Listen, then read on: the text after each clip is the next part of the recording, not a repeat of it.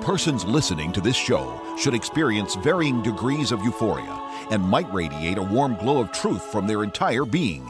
This phenomenon sometimes lasts hours after a typical brain massage. If you are listening with another lights-on listener and they begin to glow, don't be concerned. This is a phenomenon normally associated with Pastor Scheidbach's patented brain massage technique and merely means the truth has set them free. The devil beware. Pastor Scheidbach is on the air. Hello, I'm Dr. Jerry Scheidbach, pastor at the Lighthouse Baptist Church in Santa Maria, California, and your brain masseur. Get ready for your brain massage update on the Iran problem. The battle for America is on. It's time for your brain massage. Truth served here, flavored with delectable wit, succulent sagacity, luscious logic.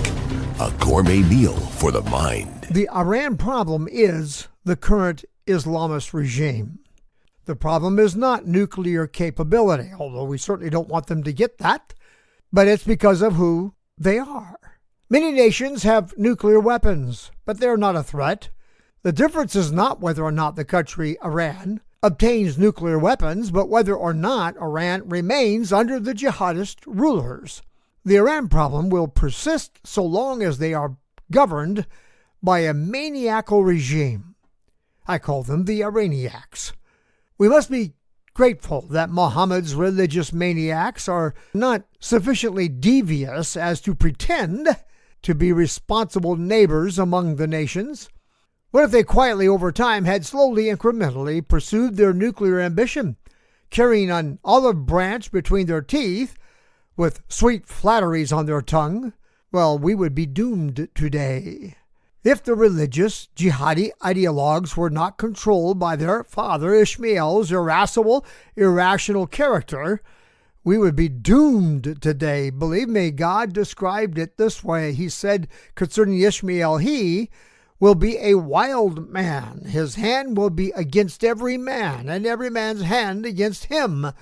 And he shall dwell in the presence of all his brethren. Genesis 16:12. It seems likely Ishmael's characteristic raging was triggered by envy of his brother Isaac. It's called the old hatred in Ezekiel 25:15, an envy driven by an irrational perception that Isaac took something from him. God settled on Ishmael the lion's share of the inheritance promised to Abraham. Did you know that? It's true. God promised Abraham's seed would occupy all the territory from the length of the Euphrates, from the Nile all the way across the continent there into Turkey, and then west to the sea. Later, after Ishmael was born, God told Abraham that Isaac, not Ishmael, would be the promised seed. And at that time, he settled on Isaac the land called Canaan, roughly defined by the length of the Jordan River, and then westward to the sea. What if, instead of snarling in their irrational hatred, death to Israel and death to America, they carried their sacrificial knives hidden in their left hands, and instead of Allahu Akbar, they said, Assalamu alaikum, peace be unto you, as they took our beards in their right hand and sweetly spoke, Ye Sadiki, which means my friend, in our ear, as they thrust the deadly blade into our hearts. You know, in the manner of a Jew named Joab to another Jew named Amasa. Anyway, 2 Samuel 28-11. Instead, like sons of Ishmael, they shook their fists and, frothing hatefully, chanted death to America, death to the great Satan, and death to Israel, to the little Satan. Crazy people. And then, gratefully, we listened and watched as they infiltrated our country, our politics, and then positioned themselves to act on their threat. But God had mercy and raised up a Gideon, a movement called MAGA. There have been at least 5 starts and stops in this ongoing negotiation with Iran. It's maddening. I'm sure many of you are just getting crazy with this, like me. But we need to look more closely and pay attention. The nearest thing to this in history would be the negotiations that went on for peace with Japan. Now, Japan was beaten, but the government was divided between those who wanted to continue the war and those who were ready to accept defeat and declare unconditional surrender. Actually, everyone in Japan's leadership knew they were beaten militarily, but a significant faction within leadership wanted to go, total Kawasaki kind of thing, or commit national hara-kiri. Some in this group advised the emperor to hope that doing so would inflict enough hurt on the U.S. to compel them to accept terms favorable to Japan. About an equal number were done with senseless loss of life and ready to throw up the white flag. Truman made the fateful commitment to end the war definitively. 2 atomic bombs were dropped on Japan. The first was Hiroshima, and it was called Little Boy. It got their attention but did not bring them to their knees. The second, called Fat Boy, was detonated over Nagasaki. Now that one brought the emperor out of hiding, waving the white flag of full surrender. Like the Japanese, the enemy we are dealing with believes their God is greater than the God of Abraham, Isaac, and Jacob, in whom we trust. And like the Japanese, the Iranians know they have lost.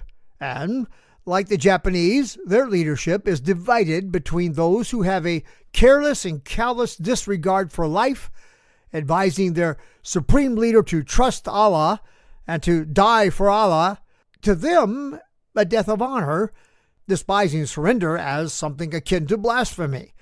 And like Japan, they will not surrender until their spirit is broken. Now, I don't recommend we drop nukes on them. That's not what I'm saying at all. I do recommend we take out the regime and break their hold on that nation and its resources. Now, this won't happen until they are pulverized and the idol of their heart is defeated. The only thing that will defeat them is to break their God. And though they call him Allah, the truth is, his name is Mammon. If Mammon forsakes them, they fall. The only thing that has brought them anywhere near accepting reasonable terms of surrender has been economic collapse. Notice that in the latest round of military action, we took out more of their air defense systems, knocked out more of their military communications installations and so on, hit their coastal radar and surveillance support, all strategic and all important. They hit more of their missile launch and support facilities. But you want to know when the pigs began to squeal? It's when we hit their water infrastructure. And although that got their attention, do you want to know what brought them to the table? Begging for a deal? When Trump ordered the seizure of Kharg Island. The little piggies came squealing. That's the jewel of Iran, you see. It's the temple of their god, Mammon. Many in America think Mammon presides as the god of America. That's not true, actually.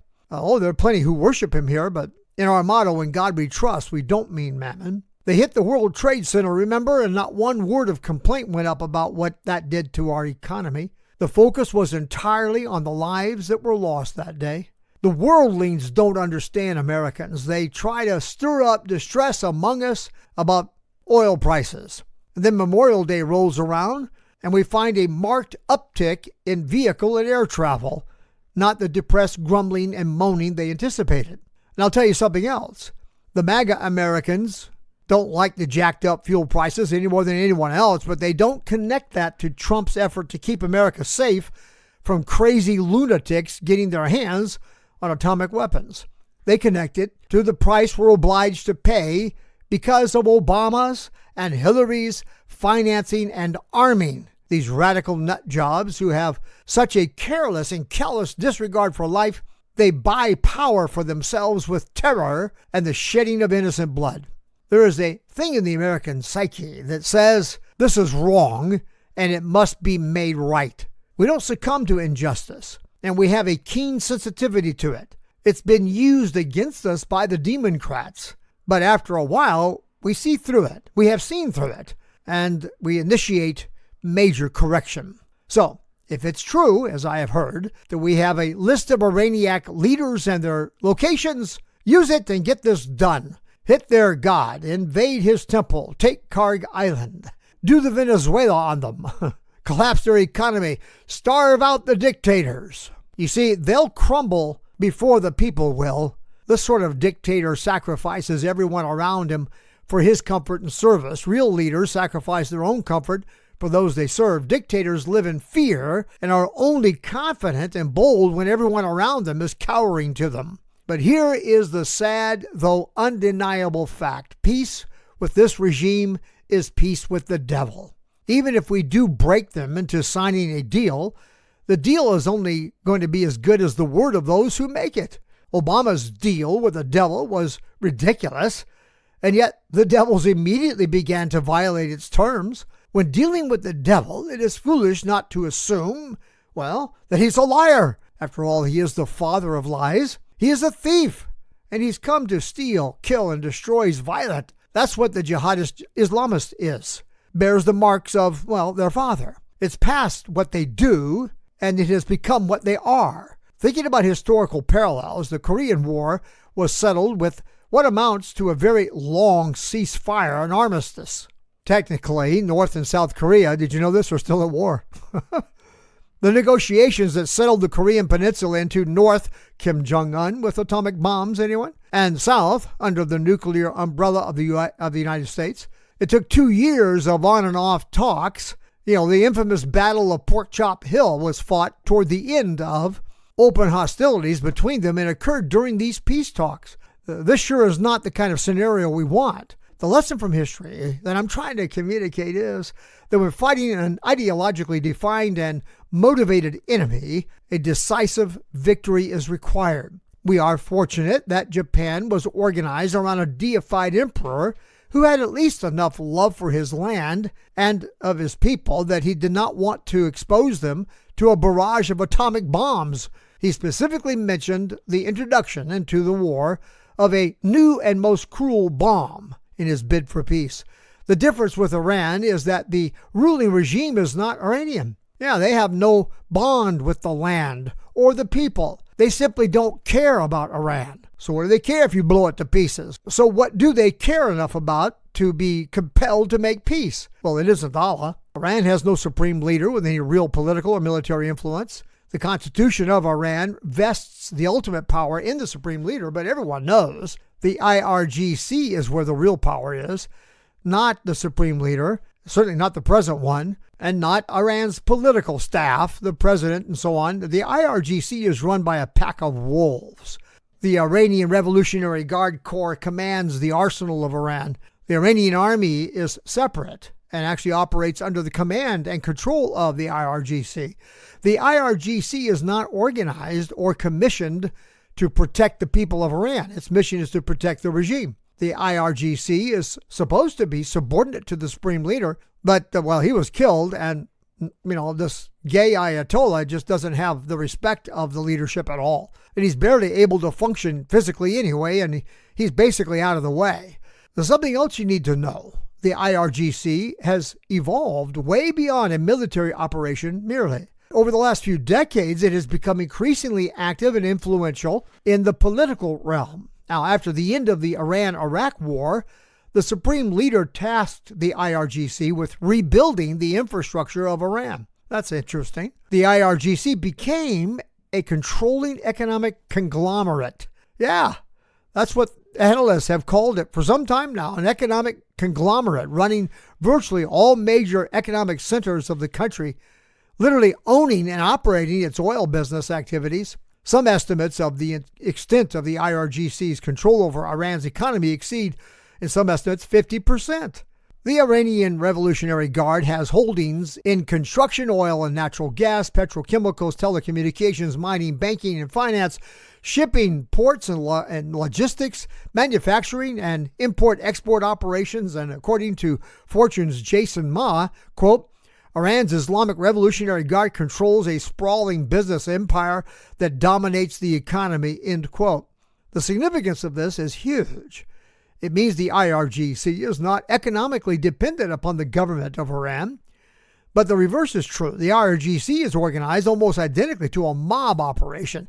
They control the economy of Iran and use the force of arms to protect their interests. These guys serve mammon, friend, attack the economy, and you cut them to the heart. The problem is that this means these vermin are deeply embedded in and inextricably connected to the country's economic well-being. So there's no way to exterminate them without hurting the economy. Trump doesn't want to do that. He's attempting a measured approach, increasing intensity incrementally, hoping soon to find the Nagasaki moment, minus the atomic bomb, of course. You know what I mean. The moment that the IRGC will cry uncle and yield. We need an economic fat boy to drop on their heads to break their grip on power in Iran, and I think that's Kharg Island. I appreciate all of you who join me here on the Brain Massage Show. If you enjoy the show and find it helpful, please consider supporting our effort. For the cost of a cup of coffee a month, you can be a great encouragement and help to our cause. Go to brainmassage.net and make a one-time donation or set up a monthly gift of whatever amount appropriately fits your budget, what you can do, and it shows your appreciation for the program. The devil beware. Pastor Scheidbach is on the air. Hello and welcome back. I'm Dr. Jerry Scheidbach, pastor at the Lighthouse, your brain masseur, and Paul Revere's lantern lighter. Lighting the lamps to the church belfry arch, singing the enemies on the march, an enemy that would steal from us our liberties. Trump has said it out loud, and he intended for us to hear it. He knows, ultimately, what must be done. We've got to take Kharg Island.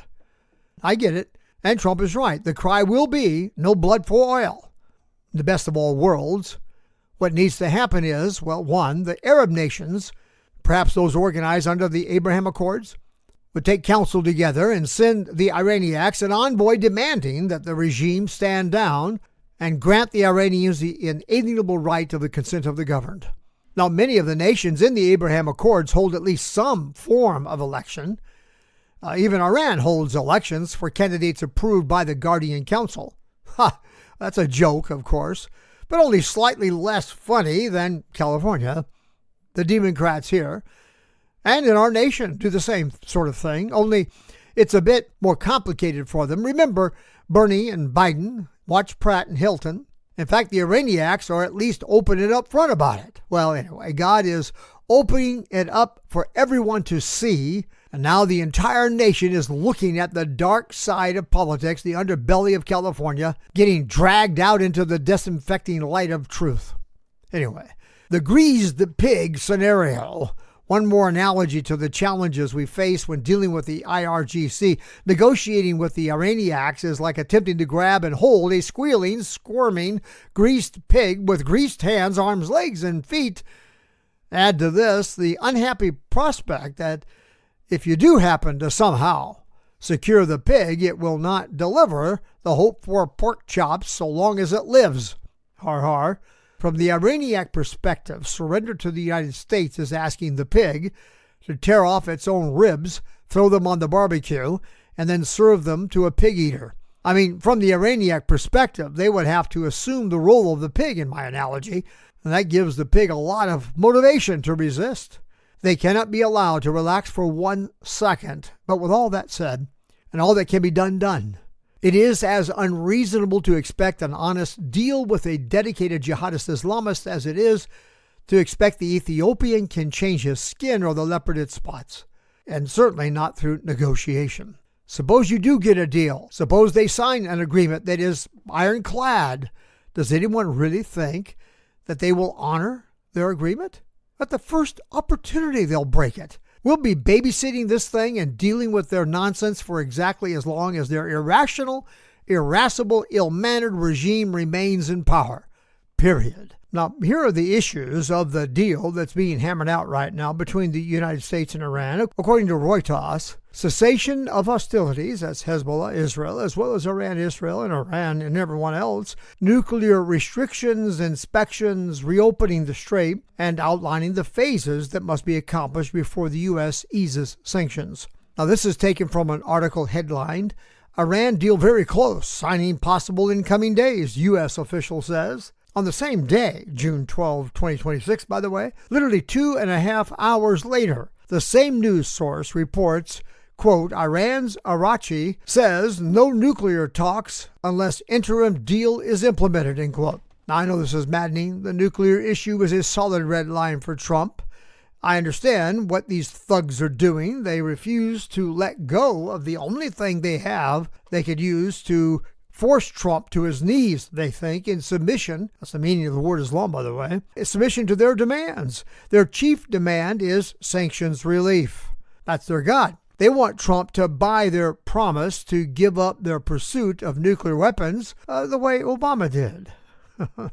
They want Trump to pay for any promised delivery on their repeated overtures to our negotiators to cooperate with the rich uranium situation. The standoff is Iran to Trump, release our money. Trump to Iran, sign the agreement regarding the nukes, perform on your promise, and then we'll talk about the sanctions relief. Now, we need to see good faith performance on the nuclear stuff, right? They think they're going to bribe Trump like they did Obama. I would not be the least bit surprised to learn that Obama is coaching these devils or trying to influence them. Now we know what we've known all along. Hezbollah is an arm of the Iranian Revolutionary Guard Corps. Iran has denied this. Hezbollah has denied this. But we've all known that Iran spawned the terrorist organization along with Hamas as recently as June 5, 2026, in an article titled "Iran Using Lebanon as Bargaining Chip in U.S. Talks," Lebanese president says. Reuters states flatly, quote, Shiite Muslim Hezbollah, founded by Iran's Revolutionary Guards in 1982, end quote. Yeah, see, this is no longer in dispute. Evidence of the organic connection is exposed in the attempt by Iranians to connect Hezbollah to their peace negotiations with the United States. What does this mean with regard to current negotiations? Listen, IRGC has insisted that we connect Hezbollah in southern Lebanon to negotiations with the IRGC. But if Hezbollah is independent, shouldn't they negotiate directly with Israel? Well, you see, here is the rub. Hezbollah is designated a terrorist organization by the United States, and rightly so, which has embedded itself within Lebanon. Now read this article for more on Hezbollah's invasion of Lebanon, linked in my notes. Iran continues to insist that the Israel-Hezbollah conflict must be attached to any deal made between the United States and Iran, right? Okay, this arises in part from our insistence that whatever deal we make with Iran includes a cessation of regional hostilities, including those between Iran and Israel, and also between Hezbollah and Israel. But as I indicated earlier, the difference between U.S. support of Israel and Iran's support of Hezbollah is, first, that Hezbollah is not a country, Israel is. The country in which Hezbollah currently operates tolerates them rather than embraces them. What does this mean? In the recent talks between Lebanon and Israel, moderated by the United States, in view of the weakening of Hezbollah and the U.S. interest in removing the Hezbollah issue out of the way of Trump's negotiations with Iran, and also a desire to encourage good relations between Lebanon and Israel, like in the days of Israeli King David and King Solomon, 2 Samuel 5:11 and 1 Kings 5:1. Lebanon has formally and publicly rejected Hezbollah's independent authority to wage war or to speak for Lebanon. This is very important. Terrorist groups move into a city and arrogantly mark off several blocks, set up checkpoints, and control traffic in and out of those sections. And if the government does nothing, if those charged with the duty to protect their citizens from thugs and mobs fail to act, this can become a permanent thing, as it has in Lebanon. The Lebanese are weary of the Hezbollah gang that has moved into southern Lebanon and taken over large portions of their communities. On March 2, 2026, President Aoun, I guess that's how you pronounce it, A-O-U-N, declared, quote, only the Lebanese state has authority over questions of war and peace. Reuters quotes the president's response to Hezbollah's presumption to speak for the Lebanese people, saying, quote, the Lebanese people are not your people, end quote. So, okay, if Iran insists that Hezbollah is an Iranian asset and connected to Iran, well then, one, the IRGC, Iranians, must take responsibility for all acts of Hezbollah. And two, any actions taken by Hezbollah are to be responded to as actions of the IRGC. And three, attacks by Hezbollah against Israel are violations of the ceasefire arrangement. And four, Israel responds to Hezbollah, and the U.S. strikes Iran in response to every breach of the ceasefire by Hezbollah. Now, I hope this helps.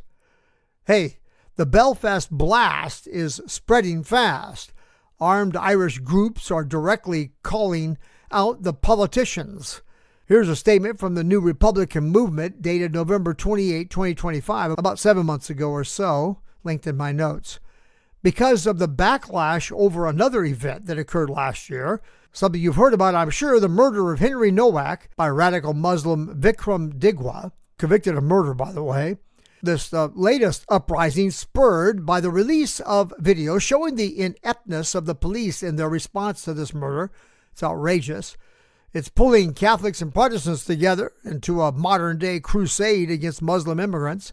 This thing has exploded into Scotland, by the way, where hundreds of young people in Glasgow are rising up against illegal immigrants carrying Templar flags. A fire has been lit in the hearts of patriotic Brits, Micks, and Scots that will blaze over Europe.